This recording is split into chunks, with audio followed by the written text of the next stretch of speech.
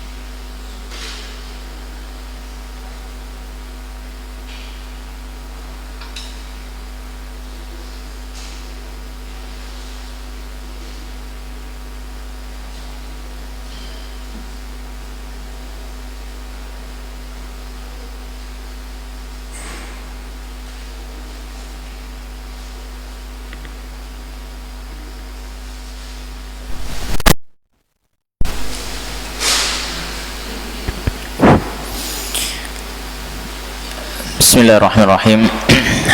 Assalamualaikum warahmatullahi wabarakatuh. Innal hamdalillah nahmaduhu wa nasta'inuhu wa nastaghfiruh wa nastahdihi wa na'udzu billahi min shururi anfusina wa min sayyiati a'malina. May yahdihillahu fala mudilla lahu wa may yudlilhu fala hadiya lahu. Asyhadu an la ilaha illallah wahdahu la syarika lah wa asyhadu anna Muhammadan abduhu wa rasuluh sallallahu alaihi wa ala alihi wa ashabihi ajma'in. Ya ayyuhalladzina amanu taqullaha haqqa tuqatih wa la tamutunna illa wa antum muslimun. Amma ba'd. Allahumma subhanaka la ilma lana illa ma 'allamtana innaka antal alimul hakim wa tub 'alaina innaka antat tawwabur rahim. Allahumma rzuqnal ikhlas fil 'ilmi wal 'amal. Allahumma zidna ilma warzuqna fahma waftah lana futuhal arifin. Rabbi shrah li sadri wa yassir li amri wahlul 'uqdatan min lisani yafqahu qawli. Allahumma amin. Ma'asyiral muslimin, jamaah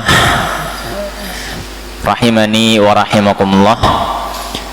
Kembali kita memuji Allah Subhanahu wa taala, bersyukur kepada Allah Subhanahu wa taala karena pada kesempatan malam hari ini kita diberikan kenikmatan yang luar biasa, bisa berkumpul, bisa bermajelis dalam rangka mendekatkan diri kepada Allah Subhanahu wa taala dengan sebuah ibadah yang bernama ta'lim, dengan sebuah ibadah yang bernama talabul ilmi.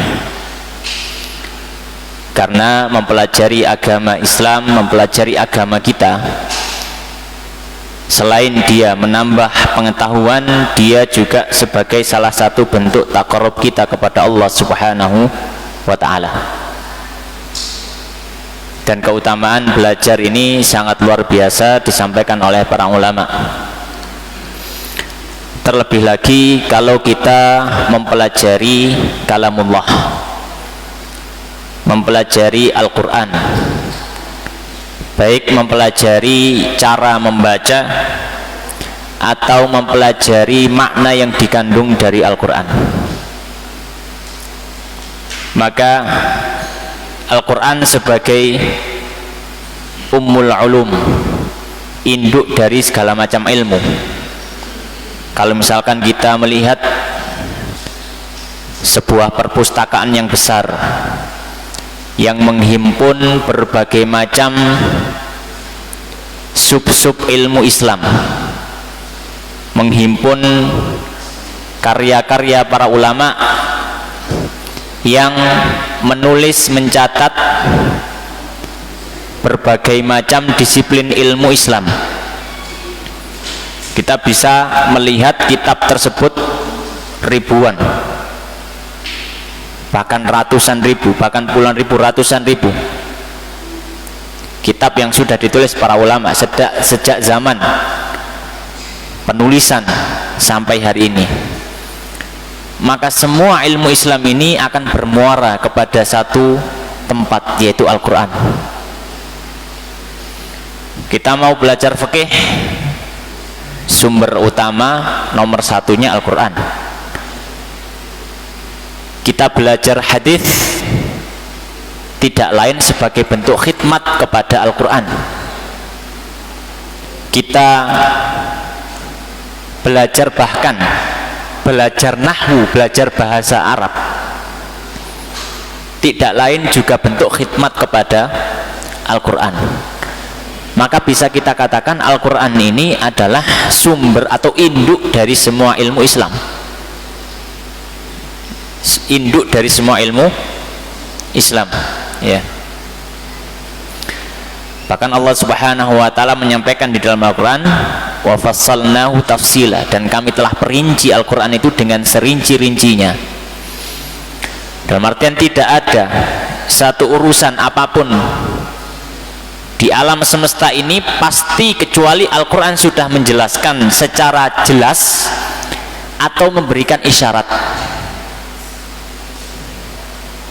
Tidak ada sesuatu di alam semesta ini kecuali pasti Al-Quran menjelaskan secara jelas atau memberikan isyarat kepada hal tersebut, ya.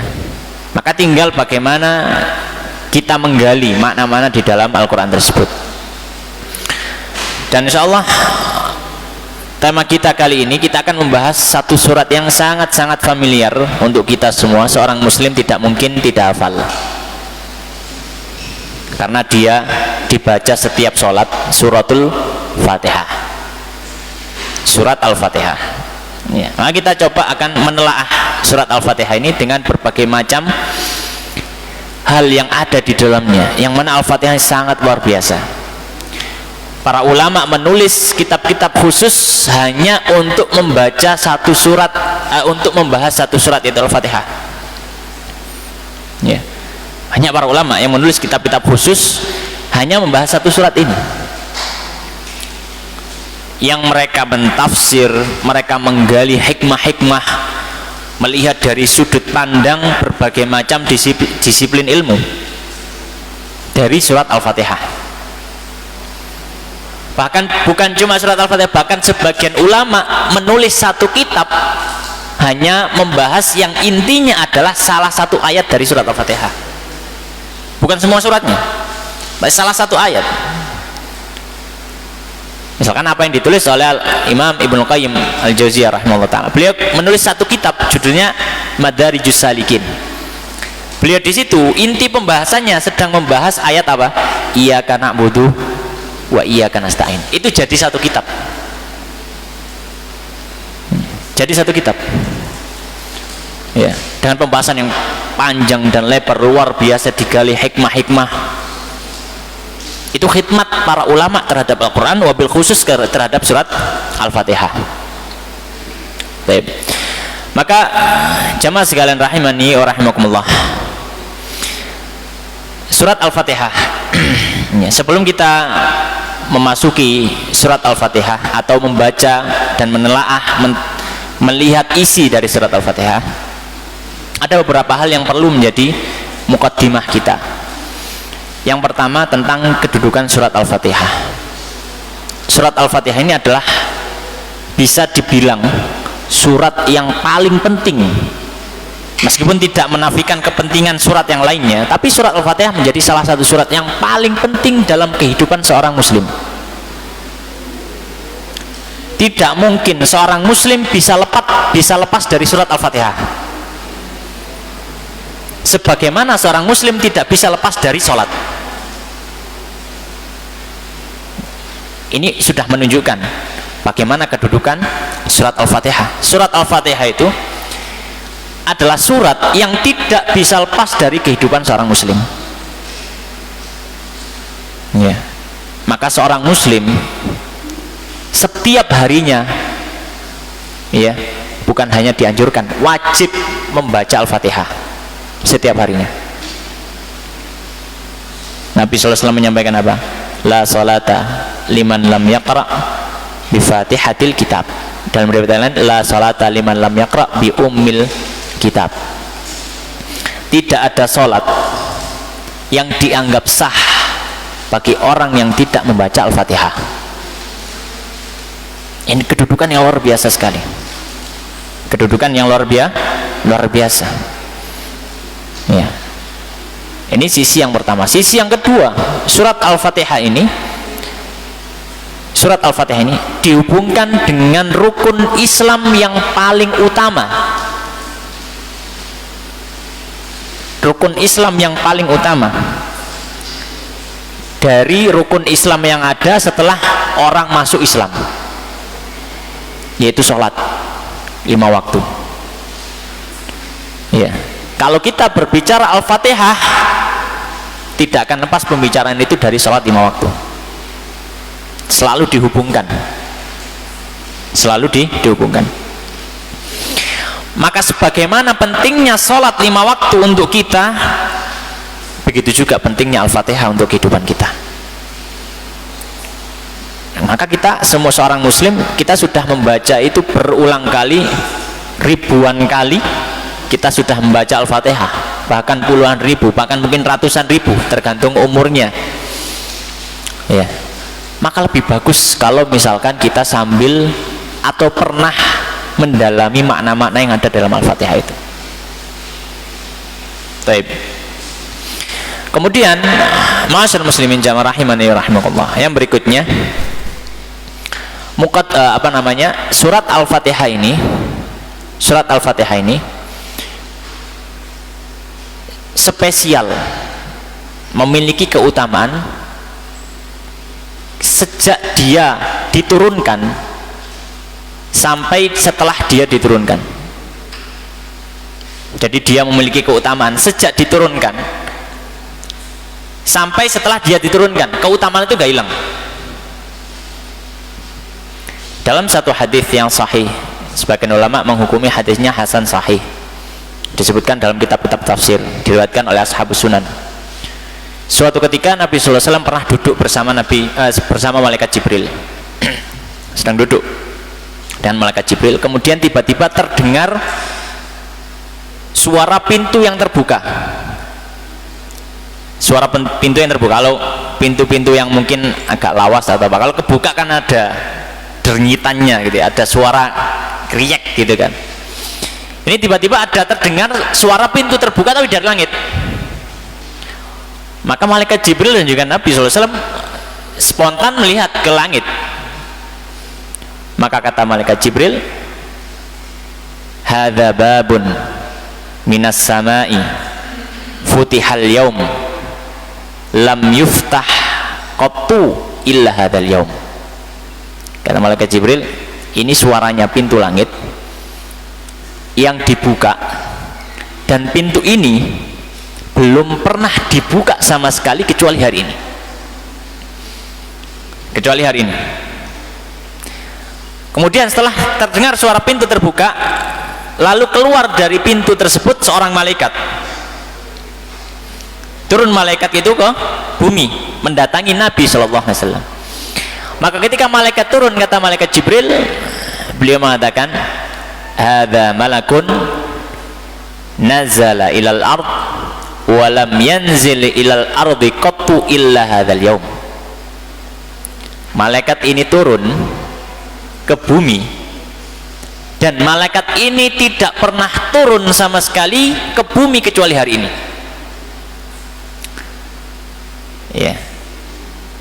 Kemudian setelah itu malaikat yang turun tadi datang kepada Nabi Shallallahu Alaihi Wasallam. Ya. Kemudian dia mengatakan, absyir ya Muhammad, bergembiralah engkau wahai Muhammad, ya. Utitahuma lam yu'ta huma min qablika nabiyun minal anbiya. Bergembiralah wahai Muhammad, sesungguhnya engkau diberikan dua hal yang belum pernah diberikan kepada Nabi sebelummu. Belum pernah diberikan kepada Nabi sebelummu. Kemudian malaikat tadi menjelaskan suratul Fatihah wa awakhiru suratil Baqarah, yaitu surat Al-Fatihah yang pertama, yang kedua bagian-bagian terakhir surat Al-Baqarah, amanar rasulu bima unzila, dan seterusnya. Maka surat Al-Fatihah ini diturunkan dengan sebuah keistimewaan. Bayangkan Allah membuka sebuah pintu yang khusus, menurunkan malaikat yang khusus. Tidak pernah diturunkan malaikat tersebut, tidak pernah dibuka pintu tersebut kecuali untuk memberitakan tentang surat Al-Fatihah. Sebagaimana kalau kita di dunia misalkan, ya, hal itu kan semakin dia di eman-eman itu semakin berharga. Ya. Misalkan taruhlah ada karpet merah, tidaklah melewati karpet tersebut kecuali orang-orang tertentu saja. Ada pintu khusus, ada pintu biasa, ada pintu VIP, ada pintu VVIP. Maka ada pintu-pintu khusus. Nah, ini pintu Al-Fatihah dari langit ke bumi itu pintu khusus yang benar-benar khusus. Benar-benar apa? Khusus. Dan yang membawa juga malaikat yang khusus. Maka sejak turunnya surat Al-Fatihah sudah memiliki kekhususan yang luar biasa. Begitu pula ketika Al-Quran ini sudah diturunkan dan dibaca oleh kaum muslimin, kemuliaan itu masih tetap melekat pada surat Al-Fatihah. Suatu ketika dalam hadis yang sahih, ya, diriwayatkan oleh Muslim kalau tidak salah, Nabi Shallallahu Alaihi Wasallam memberitahu sahabat Mu'adz. Beliau memanggil sahabat Mu'adz, ya, atuhibbu an u'allimaka suratan, ya. Beliau mengatakan, apakah engkau ingin wahai Mu'adz aku ajarkan sebuah surat, lam yanzil fit taurati wala fil injili wala fiz zaburi mithluha, bahkan dalam riwayat wala fil qur'ani mithluha. Beliau menyampaikan, maukah aku ajarkan padamu satu surat yang tidak diturunkan di dalam Taurat, di dalam Injil, di dalam Zabur, bahkan di dalam Al-Quran sendiri yang semisal dengan surat itu. Betul-betul sangat spesial. Bahkan yang mengatakan itu Nabi SAW. Maka setelah itu tentu saja sahabat Mu'adz mengatakan, bala ya Rasulullah, tentu wahai Nabi, saya sangat ingin diajari. Taib, ya. Maka kata Nabi, kamu tidak akan keluar dari pintu masjid kecuali kamu sudah mengetahui surat itu apa. Ya. Maka akhirnya Nabi melanjutkan pembicaraannya dengan sahabat yang lain, yang ngobrolan seterusnya.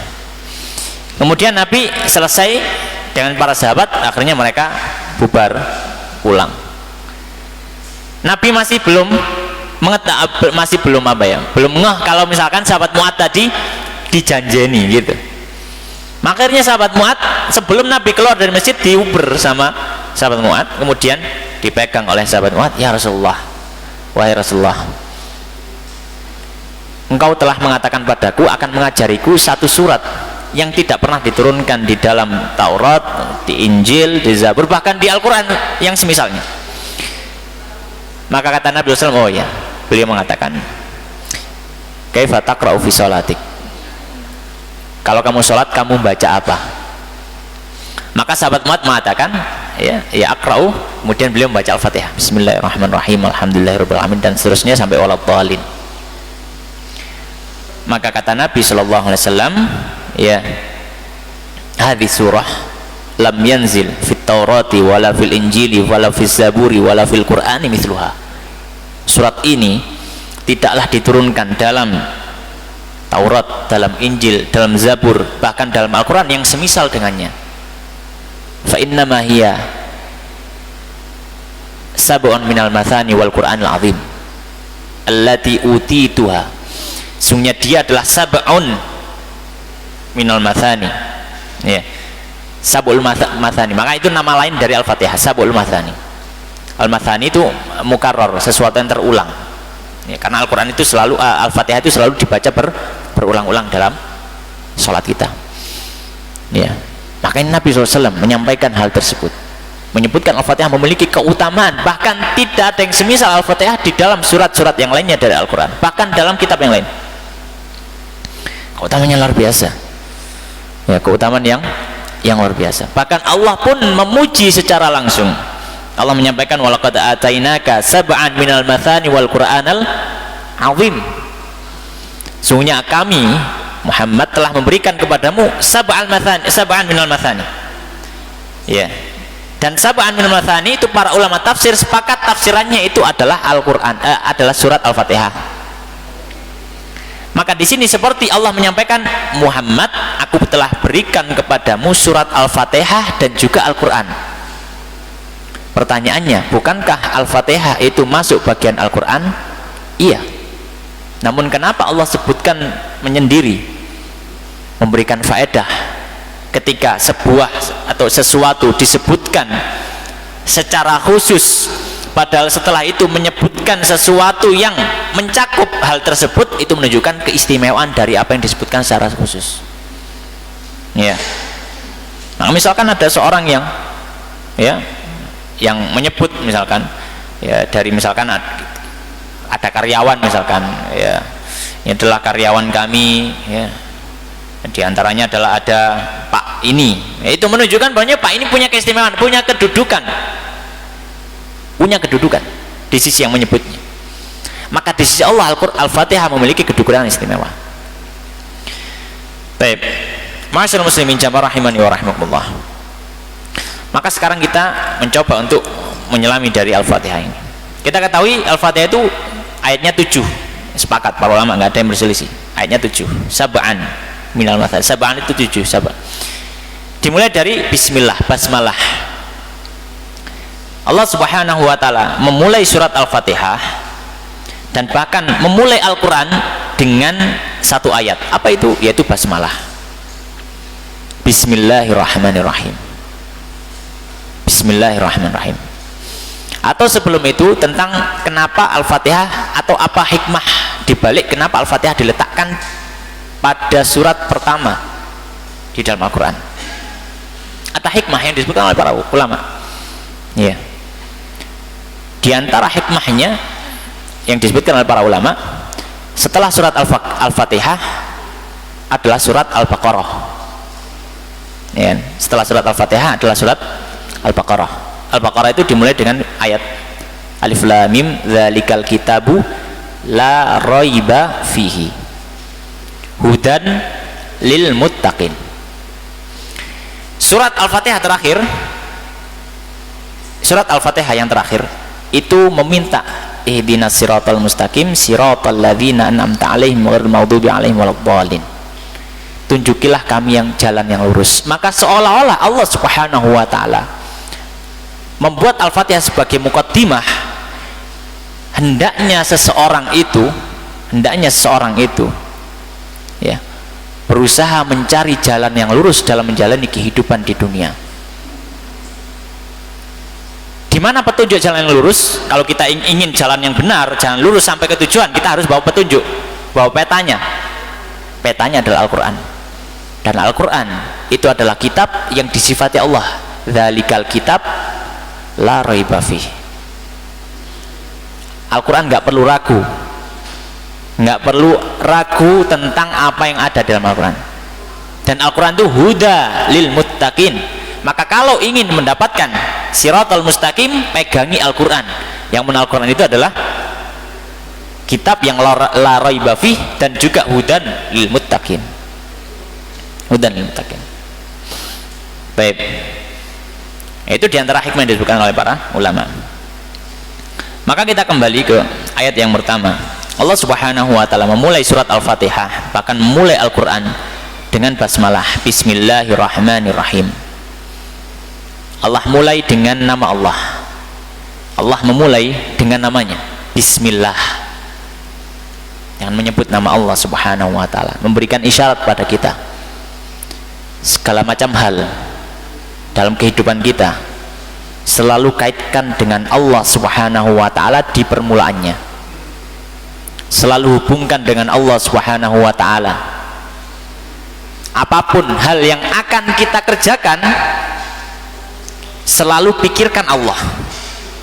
Kadang ada orang yang mungkin melakukan suatu hal, dia tidak memikirkan Allah, tidak memikirkan aturan Allah, tidak memikirkan hak Allah. Yang penting sudah jalan dulu.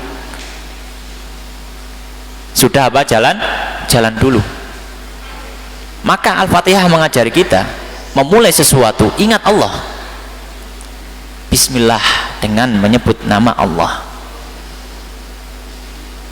Nah, kita misalkan mau melakukan aktivitas apapun, bahkan doa-doa, ya, zikir-zikir, banyak yang dengan menyebut nama Allah.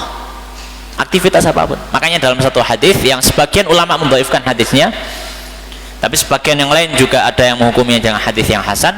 Nabi SAW menyampaikan, kullu amrin ribalin la yubda bi bismillahirrahmanirrahim fahuwa abtar. Setiap perkara yang memiliki kepentingan tertentu lalu kok tidak dimulai dengan basmalah, fahuwa abtar. Abtar itu artinya terpotong, terputus. Ya, maka para ulama ketika mentafsirkan hadis ini, apa maksudnya terputus? Terputus dari berkahnya Allah Subhanahu wa taala. Ada hal-hal dalam kehidupan kita, kok kita tidak menyebut nama Allah, tidak mengingat Allah, tidak memperhatikan hak Allah, khawatirnya amal kita, kegiatan kita, aktivitas kita tidak diberkahi Allah Subhanahu wa taala. Maka apapun itu, kita mulai dengan basmalah, dengan menyebut nama Allah Subhanahu wa taala. Maka Allah Subhanahu wa taala memulai dengan bismillahirrahmanirrahim. Allah memulai dengan menyebut bismillah. Dan kita tahu bahwasanya nama Allah itu banyak. Walillahil asmaul husna fad'uhu biha. Allah memiliki asmaul husna, nama Allah banyak. Dalam hadis riwayat Tirmidzi, Nabi SAW menyampaikan, inna lillahi tis'an wa tis'ina isman, ya, man dzakaraha dakhalal jannah, atau kama qala Rasulullah SAW. Nabi menyampaikan Allah memiliki 99 nama.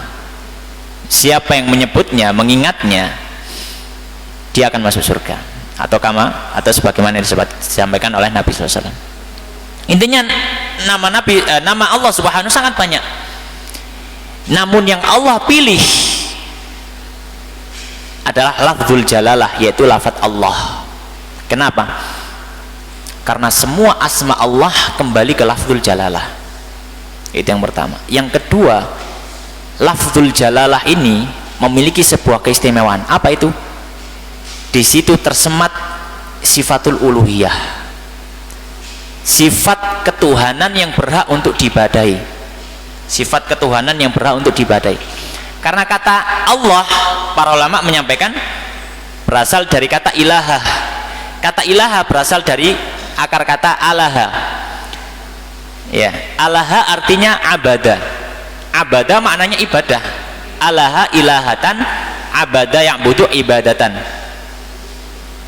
Maka lafzul jalalah Allah itu nama Allah yang mengandung makna karena Dia Allah, kita beribadah hanya kepadanya. Maka hal yang paling penting dalam kehidupan kita, ketika kita sudah mengenal Allah, kita harus beribadah kepada Allah. Maka tidak dianggap orang itu sudah mengenal Allah, tidak dianggap orang itu menjadi seorang muslim dan beriman pada Allah kalau hanya meyakini Allah pencipta, pengatur, pembuat alam semesta, tapi dia tidak beribadah kepada Allah. Dia tidak beribadah kepada Allah. Ya. Maka misalkan ada orang yang mengakui bahwasanya ada satu Tuhan yang mengatur, menciptakan macam-macam, tapi dia tidak beribadah pada Allah, dia malah beribadah kepada Tuhan-Tuhan yang lain. Ya. Suatu ketika dalam riwayat disebutkan ada seorang yang datang kepada Nabi, orang musyrik. Kemudian dia ditanyai oleh Nabi SAW, ya, berapa jumlah Tuhanmu? Kata orang tadi mengatakan, sab'un, ada 7, sittatun fil ardi wa wahidun fis sama. Saya punya 7 Tuhan, 6 Tuhan ada di bumi, 1 Tuhan ada di langit. 1 Tuhan ada di langit.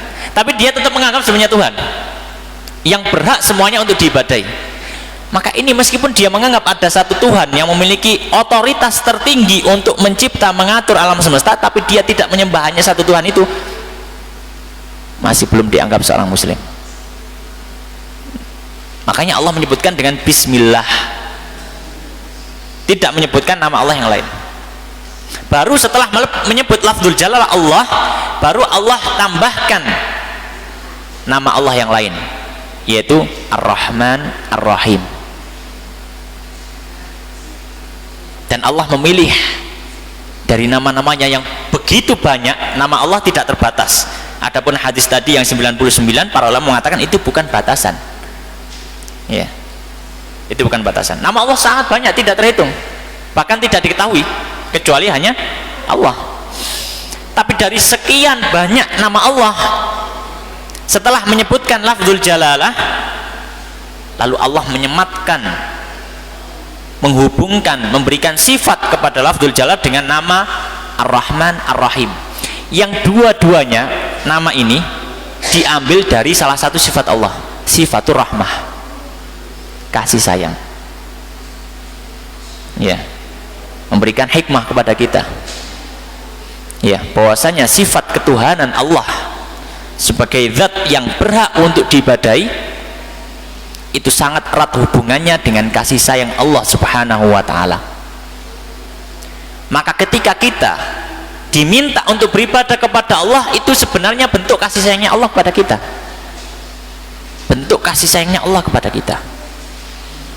Ya. Dan ini tidak bisa dirasakan kecuali oleh orang-orang yang sudah merasakan iman dalam hatinya.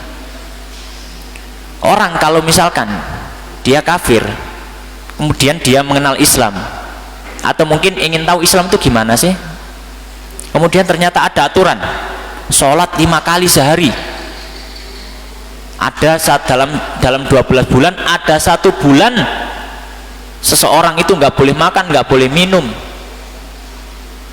seolah-olah itu seperti menyiksa dirinya. Ya, menyiksa apa? Menyiksa dirinya. Itu orang-orang yang hatinya memang belum merasakan iman, belum merasakan apa? Iman. Tapi orang yang benar-benar merasakan dalam hatinya keimanan pada Allah, merasakan peribadatan pada Allah ini, Allah menyuruh kita, itu bentuk rahmatnya Allah, kasih sayang Allah Subhanahu wa ta'ala kepada kita. Dan Allah Subhanahu wa ta'ala dalam urusan alam semesta, dalam mengatur apapun, mencipta apapun, memerintah apapun, landasannya adalah kasih sayangnya. Landasannya adalah kasih sayang Allah Subhanahu wa ta'ala. Suatu ketika Nabi SAW dan para sahabat melihat ya, seorang ibu yang dia itu sangat menyayangi anaknya, sangat menyayangi anaknya, ya, luar biasa sangat sayang kepada anaknya. Ya, anak kecil, namanya kasih sayang seorang ibu ya luar biasa, fitrahnya kan gitu. Kemudian Nabi mengatakan pada para sahabat, apakah kalian itu merasa heran dengan kasih sayang ibu ini kepada anaknya? Maka kata Nabi SAW, sungguh Allah sayangnya kepada hamba melebihi sayangnya ibu ini kepada anaknya. Allah sangat sayang kepada kita.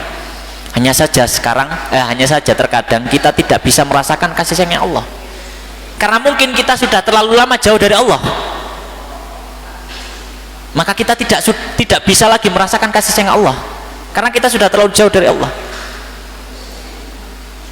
Makanya Allah Subhanahu wa ta'ala dalam hadis Nabi SAW menyampaikan, ya, sungguh Allah itu sangat-sangat bergembira ketika ada hambanya yang bertaubat, melebihi kegembiraan seseorang yang dia ada di padang pasir, dia membawa bekal-bekal makanan, minuman, ditaruh di atas ontanya hilang di tengah padang pasir. Setelah dia putus asa mencari, dia sudah pasrah kepada kematian, tiba-tiba ontanya ada di sampingnya. Maka saking girangnya dia mengatakan, saking gembiranya dia mengatakan sampai salah, Allahumma ana rabbuk wa anta, ya, Allahumma anta abdi wa ana rabbuk. Saking gembiranya sampai dia salah ngucap, ya Allah, engkau adalah hambaku dan aku adalah Rabbku. Sampai bukan karena sengaja, ini kalau sengaja kufur. Saking gembiranya sampai salah ucap. Gembira yang semacam ini, kata Nabi SAW, itu masih kalah dengan gembiranya Allah ketika ada hambanya yang kembali kepada Allah setelah dia jauh dari Allah. Karena ketika dia kembali kepada Allah, dia akan merasakan rahmat Allah Subhanahu wa ta'ala yang sebelum-sebelumnya dia tidak rasakan hal itu. Ala kulli hal, Allah memulai Bismillahirrahmanirrahim. Ketika para ulama mentafsirkan mana Ar-Rahman Ar-Rahim, mereka sepakat keduanya itu nama Allah dari kata rahmat, dari sifat rahmatnya Allah, kasih sayangnya Allah. Dan tapi ada perbedaan antara sifat antara nama Allah Ar-Rahman dan nama Allah Ar-Rahim. Para ulama tafsir mengatakan kalau Ar-Rahman, ya, kalau Ar-Rahman itu sifatnya umum dan dia berlaku di dunia. Umum berlaku di dunia. Kasih sayang Allah mencakup untuk orang muslim ataupun orang kafir, ataupun dia hewan ataupun dia makhluk yang lain. Umum semuanya, bahkan orang kafir masih dapat kasih sayangnya Allah. Luar biasanya. Bayangkan kalau makhluk tidak bisa seperti itu. Makhluk tidak bisa seperti itu. Bayangkan kalau misalkan kita dicaci maki orang, setiap hari dicaci maki, setiap hari, pokoknya orang itu menuduh kita macam-macam dengan tuduhan-tuduhan dusta. Namun kita yang nafkahi dia. Kalau manusia itu sudah nggak betah, ya, maka ya sudah, tak hentikan saja nafkahnya. Kalau manusia, Allah Subhanahu wa ta'ala, hamba-hambanya yang kafir, ada yang mengatakan Allah punya anak, ada yang mengatakan Allah punya istri, ada yang mereka bahkan sama sekali tidak percaya Allah, bahkan sama sekali tidak percaya Allah. Ada yang mengatakan bahwasanya, ya, Tuhan-Tuhan itu banyak sekali, ada ratusan, ya mungkin. Ada yang mungkin percaya Allah tapi dia tidak mau tunduk, nggak mau patuh. Dia ngomongnya saya percaya tapi saya nggak mau patuh, nggak mau tunduk, disuruh gini nggak mau, disuruh gini nggak mau. Seperti orang Yahudi. Orang Yahudi percaya Allah tapi nggak mau tunduk sama aturan Allah. dengan sebegitu lancangnya makhluk, Allah masih memberikan kasih sayangnya berupa berbagai macam kenikmatan. Ya, berupa apa? Berbagai macam kenikmatan. Ya. Ya. Bahkan kalau kita lihat, kebanyakan orang-orang kafir itu mendapatkan hal-hal kenikmatan duniawi yang tidak didapatkan oleh orang muslim. Ya. Dan terkadang itu membuat iri sebagian orang muslim. Kenapa orang kafir hidupnya enak ya? Orang kafir kok kaya, orang kafir hartanya melimpah luar biasa. Saya sholat kok ketbiyen pancet ae, gaji gak munda-munda gitu ya, misalkan. Ya, maka di sini kita sampaikan sudut pandang Anda yang salah. Anda memandang hal tersebut, memandang dunia dari sudut pandang orang kafir. Orang kafir sudut pandangnya apa? Ya materialistik. Semua dipandang dengan cara sudut pandang materi. Namanya hidup ya kudu enak, kudu mulya, kudu sugih, duwe bondo donya kan gitu. Tidak memandang sisi ketuhanan. Tidak, seorang muslim tidak seperti itu. Seorang muslim diajari oleh Nabi SAW. Ya, seorang muslim diajari oleh Nabi SAW. Nabi mengatakan, ya, man asbaha aminan. Ya, siapa yang dia bangun di pagi hari, dia aman, bukan darah konflik, darah perang. Bangun pagi hari, darahnya aman-aman saja, nggak ada suatu hal yang ditakutkan. Ya, kemudian dia juga mu'afan, dia diberikan kesehatan, jasmaninya sehat, masalah, fisiknya sehat. Walahu qutu yaumihi, dan dia punya makanan yang cukup dimakan untuk hari itu. Kata Nabi SAW, faka'annama hizat lahud dunya. Orang yang bangun pagi dalam kondisi itu tadi simple, bangun kondisi aman, tentram, nggak ada ricu-ricu, nggak ada rame-rame, nyaman, tentram. Yang kedua, sehat badannya. Yang ketiga, bisa makan untuk hari itu. Kata Nabi, seperti seolah-olah dia sudah dapat dunia semuanya. Sangat simpel sekali kehidupan seorang muslim, seolah dia sudah dapat dunia semuanya. Iya. Kenapa? Padahal cuma makanan hari itu, besok belum tahu. Iya, besok belum tahu kita mau makan apa. Iya, sama halnya besok belum tahu juga kita mau hidup atau enggak, kita masih hidup atau enggak, sama halnya enggak tahu. Kehidupan kita adalah hari ini dan yang sudah kita jalani. Adapun besok belum tentu kita hidup. Orang kafir nggak bisa melihat hal-hal semacam ini. Melihat hal semacam ini nggak bisa. Serba materi. Harus dapat, harus kaya, harus macam-macam materi dan seterusnya. Tidak memandang hal semacam ini. Ya. Dan mungkin sebagian orang kafir sudah mulai menyadari itu. Ya, biasanya kalau sudah masa-masa tua ingin hidup yang tentram, ya, orang-orang sudah itu mulai mencari itu ketenangan hidup itu. Padahal seorang muslim sudah diajari ketenangan hidup sebelumnya itu, cari ketenangan hidup, daerah-daerah yang sejuk, yang nyaman, yang tentram gitu. Ya, delek-delek tanah nang salam kan gitu ya, tanah di sana bangun villa gitu. Ya, nggak ada pikiran tentang materi sudah nggak ada. Ya, sudah mulai berpikir seperti itu. Ala kulli hal. Maka Allah Subhanahu wa taala, bismillahirrahmanirrahim. Kemudian Allah melanjutkan, alhamdulillahirabbil alamin. Ayat kedua. Setelah kita diajari oleh Allah apapun itu mulai dengan nama Allah untuk mendapatkan keberkahan, kebaikan dan seterusnya. Dan ingatlah, Allah mengatur alam semesta ini berlandaskan pada prinsip kasih sayang. Maka setelahnya kita diajari untuk memuji Allah. Alhamdulillahirabbil alamin. Alhamdulillahirabbil alamin. Para ulama menafsirkan apa yang dimaksud dengan alhamdu.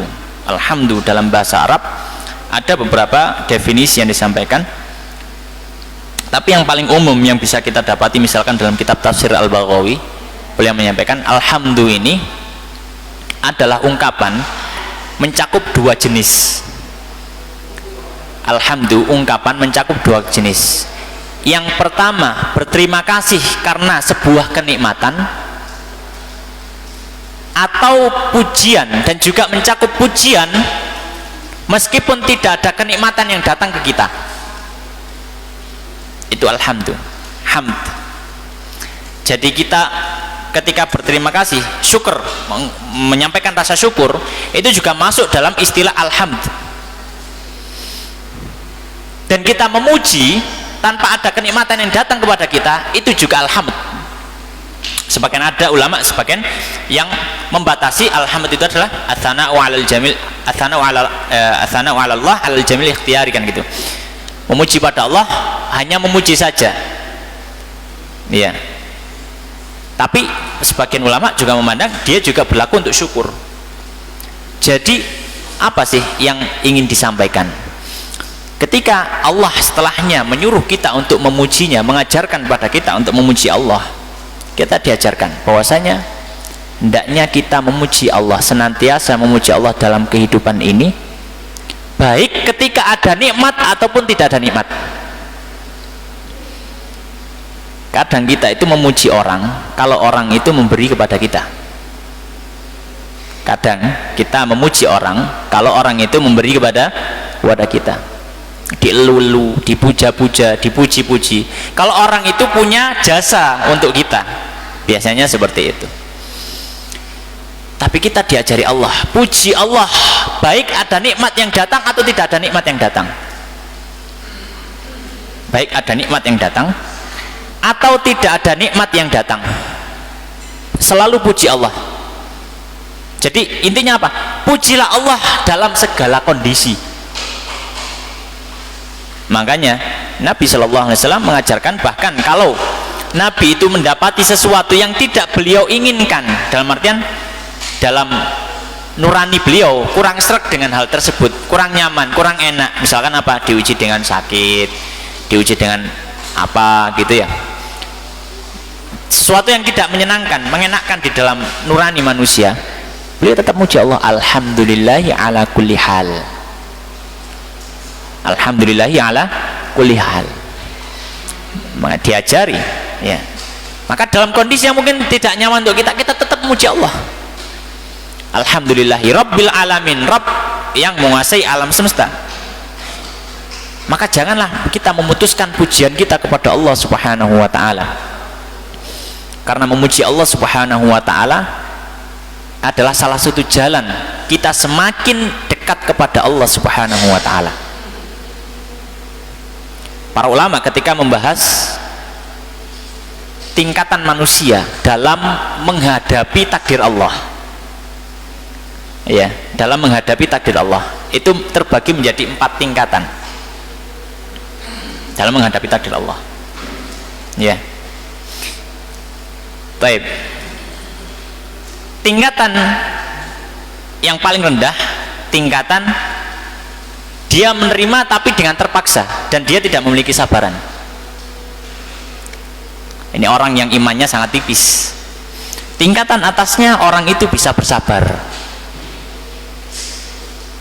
Orang itu bisa bersabar ketika mendapatkan takdir Allah yang kurang mengenakkan bagi dirinya. Tingkatan di atasnya dia ridho. Ya, ketika sudah mulai berusaha untuk menekan dirinya, sabar itu kan dia sebenarnya masih kurang sreg dengan takdir itu, tapi dia menahan dirinya untuk sabar. Makom atasnya ridho, dia ridho. Nah, mulai sudah bisa mengikhlaskan, ridho. Tapi makom yang paling tinggi asyukur, dia bersyukur pada Allah. Ini makom nggak semua orang bisa. Orang diberikan ujian yang luar biasa, tapi kok dia masih bisa bersyukur, ini makomnya luar biasa. Makomnya makom yang paling tinggi. Dan Allah mengajari itu di dalam surat Al-Fatihah. Kalau kita ingin mendapatkan makom yang tinggi di sisi Allah Subhanahu wa ta'ala, ya, maka kita bisa bersyukur, memuji Allah dalam segala kondisi. Alhamdulillahi rabbil alamin, ya. Kemudian Allah melanjutkan Ar-Rahmanir Rahim, ya. Adzannya jam berapa nggih? Kurang 2 menit. Oh, nggih. Baik. Kemudian Allah menyampaikan lanjutannya, Ar-Rahmanir Rahim. Allah mengulangi lagi, menyebutkan 2 namanya yang diambil dari sifatnya Allah, yaitu sifat rahmatnya, Ar-Rahmanir Rahim. Menegaskan kepada kita bahwasanya Allah Subhanahu wa taala dalam menciptakan, mengatur alam semesta ini berlandaskan pada prinsip rahmat, kasih sayang. Semua hal di alam semesta ini terjadi, muncul karena bentuk kasih sayang Allah Subhanahu wa ta'ala. Dan Allah memberikan kasih sayangnya kepada siapapun, bahkan pada orang kafir tadi. Maka dalam mengatur alam semesta ada prinsip kasih sayang luar biasa, yang bahkan mengalahkan kasih sayang seorang ibu terhadap anaknya. Ya. Kemudian Allah melanjutkan Maliki Yaumiddin. Maliki Yaumiddin. Malik itu penguasa, pemilik. Yaumiddin para ulama mentafsirkan yaumil hisab, hari hisab. Hari hisab maksudnya hari kiamat. Karena kata ad-din dalam Al-Qur'an itu maknanya macam-macam. Ada yang ad-din maknanya ibadah. Ad-din maknanya ibadah. Misalkan Allah Subhanahu wa taala menyampaikan, ya, wa ma umiru illa liya'budullaha mukhlishina lahuddin, dan mereka tidak diperintah kecuali untuk menyembah Allah Subhanahu wa taala secara ikhlas kepada Allah dalam ad-din, dalam ibadah. Ada din yang maknanya agama. Din yang maknanya agama, maksudnya agama Islam, aturan hidup. Ya, aturan hidup. Seperti firman Allah Subhanahu wa taala, al-yauma akmaltu lakum dinakum. Pada hari ini aku kesempurnakan untuk kalian agama kalian. Tapi kadang ad-din juga dimaknai sebagai yaumul hisab, hari pembalasan. Pembalasan, yaumuddin. Karena dana yadinu itu maknanya juga menghitung-hitung. Dana yadinu itu maknanya juga apa? Menghitung-hitung, menakar-nakar, mengira-ngira. Makanya kata Nabi dalam hadis yang sahih, al-qayyisu man dana nafsahu wa amila lima ba'dal maut. Orang yang cerdik, orang yang pandai, orang yang faham betul hakikat hidup di dunia, dia akan dana nafsahu. Dana nafsahu maksudnya menghitung-hitung dirinya sendiri. Dihitung-hitung, amal baik saya ini lebih banyak atau amal buruk saya yang lebih banyak. Sudah dihitung sendiri di dunia. Kemudian introspeksi, diperbaiki pelan-pelan. Ini orang yang faham hakikat kehidupan, mandana nafsahu wa amila lima ba'dal maut, dan mengamalkan amalan untuk persiapan kematian. Maka Malik Yaumiddin yang menguasai hari kiamat, hari pembalasan. Maka di ayat ini Allah menegaskan juga kepada kita tentang satu akidah yang penting. Tentang satu akidah yang penting, yang mana dengan akidah ini salah satu hasilnya, kalau orang meyakini hal tersebut, dia tidak akan mengalami yang namanya kesedihan yang sangat-sangat menghancurkan dalam kehidupan dunia. Dia tidak akan mengalami keterpurukan yang benar-benar terpuruk di dunia. Apa itu? Keyakinan terhadap adanya hari kiamat, keyakinan akan adanya kehidupan setelah kematian. Keyakinan itu, ya, membuat orang akan mengetahui arah tujuan hidup. Karena kalau orang tidak mengetahui akidah ini, keyakinan tentang adanya hari akhir, hari pembalasan, yaumul jaza wa yaumul hisab, salah satu akibatnya apa? Dia tidak akan memahami untuk apa dia hidup. Banyak dari orang-orang yang mereka tidak meyakini hal tersebut atau tidak mengetahui hal ini, mereka bingung dalam hidup. Kalau misalkan orang-orang kafir yang selalu berpikir tentang materi, ya, ketika mereka sudah di puncaknya, sudah bingung mau cari apa lagi, saya sudah mendapatkan semuanya.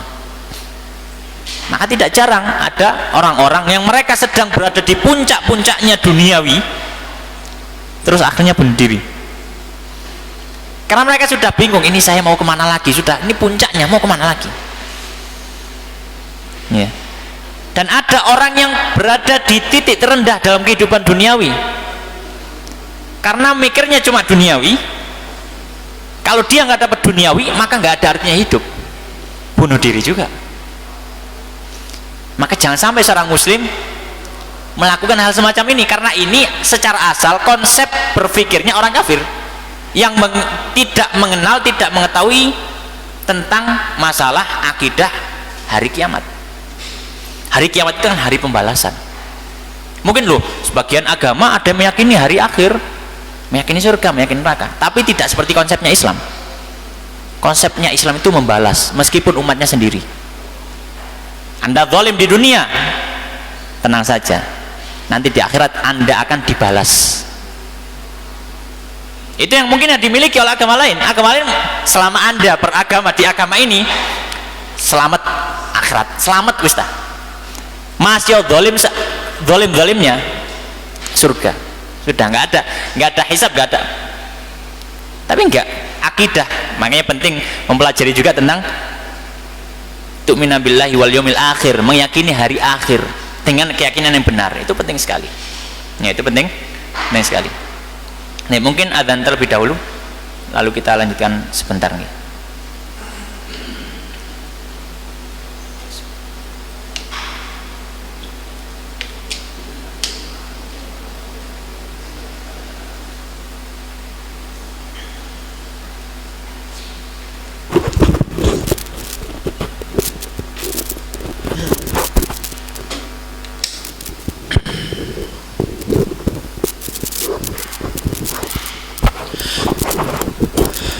Allahu Akbar, Allahu Akbar, Allahu Akbar, Allahu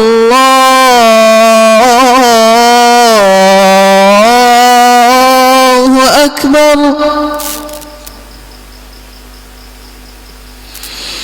Ashhadu an la ilaha illallah.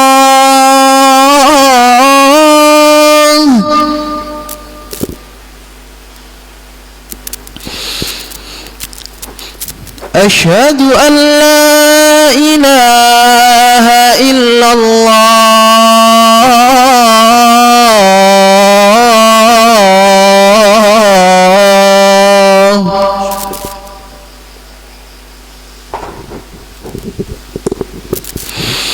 أشهد أن محمد رسول الله.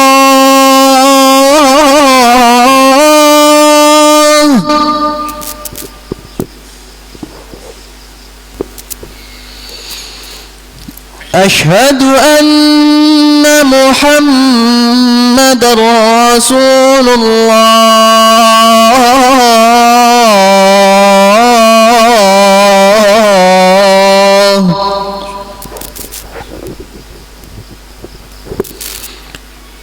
حي على الصلاة،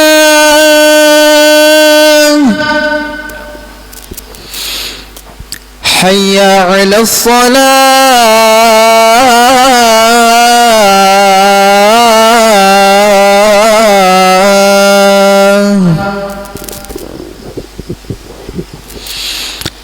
حي على الفلاح.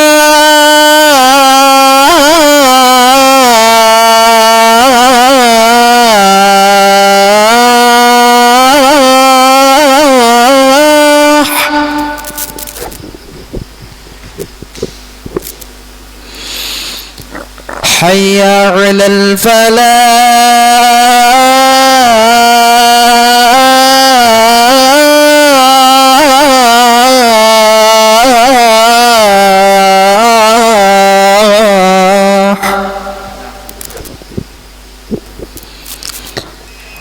الله أكبر، الله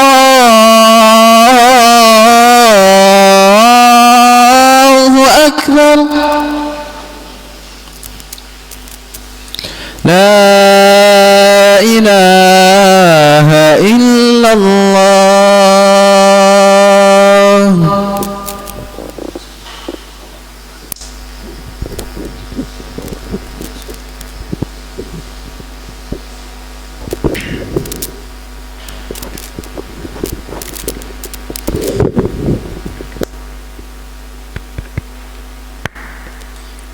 Baik, kita lanjutkan sedikit. Kemudian Allah Subhanahu wa taala melanjutkan Iyyaka na'budu wa iyyaka nasta'in. Setelah Maliki Yaumiddin, Iyyaka na'budu wa iyyaka nasta'in.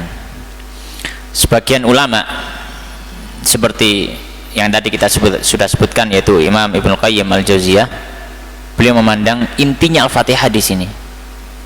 Iyyaka na'budu wa iyyaka nasta'in. Ya. Hanya kepadamu ya Allah kami menyembah, dan hanya kepadamu kita memohon pertolongan. Maka di sini ada dua hal. Yang pertama adalah perintah Allah untuk hanya menyembah kepada Allah Subhanahu wa taala. Dan ini adalah inti daripada tauhid.